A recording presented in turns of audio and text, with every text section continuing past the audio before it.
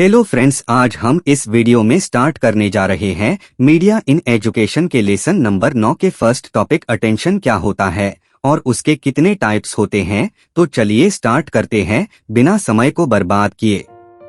अवधान सूचना या उत्तेजनाओं के किसी विशेष पहलू पर ध्यान केंद्रित करने की संज्ञानात्मक प्रक्रिया को संदर्भित करता है, जबकि अन्य सूचनाओं की उपेक्षा करता है।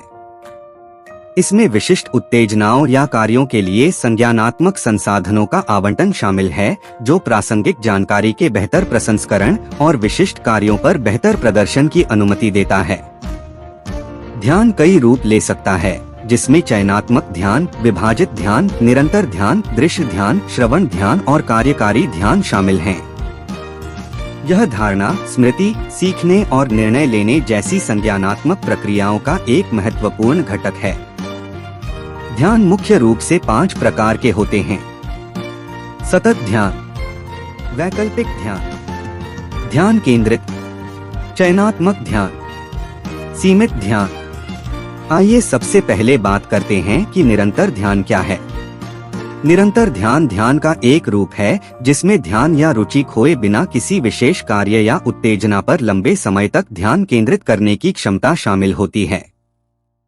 इसके लिए व्यक्ति को अपना ध्यान किसी कार्य पर केंद्रित करने की आवश्यकता होती है, भले ही वह उबाऊ, थका देने वाला या चुनौतीपूर्ण हो।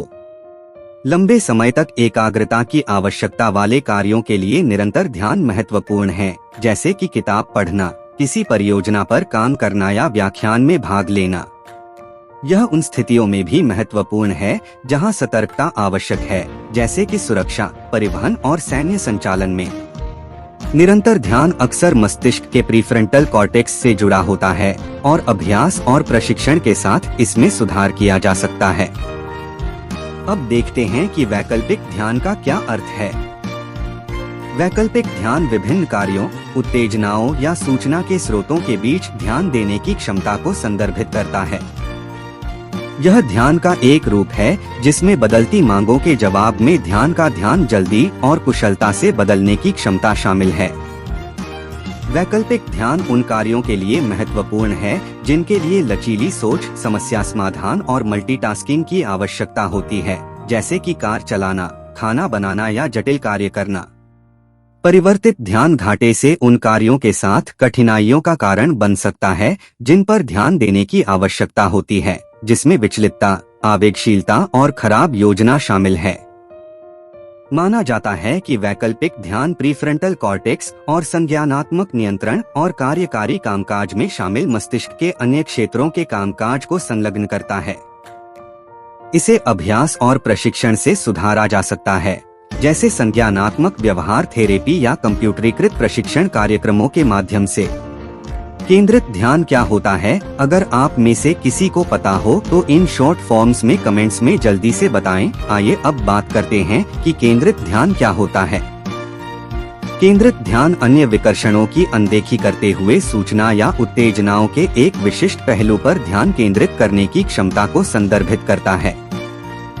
यह ध्यान का एक रूप है जिसमें अप्रासंगिक या ध्यान भंग करने वाली जानकारी को छानते हुए अपना ध्यान किसी विशिष्ट वस्तु, कार्य या उत्तेजना पर केंद्रित करना शामिल है।